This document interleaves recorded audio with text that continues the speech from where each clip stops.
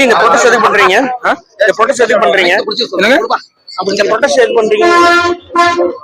இந்த போராட்டம் என்பது டாஸ்மார்க்கில் நடந்த ஊழல் தொடர்பாக இந்த டாஸ்மார்க் நிறுவனத்தினுடைய தலைமையகத்தை முற்றுகையிடப் போகிறோம் என்று அறைகோல் விடுத்திருந்த மரியாதைக்குரிய பாஜக தலைவர்களுடைய அந்த அறைகோலை எதிர்த்து இன்று அவரை இல்லத்திலேயே காவல் படுத்தியிருப்பதாக தகவல் கேள்விப்பட்டோம்.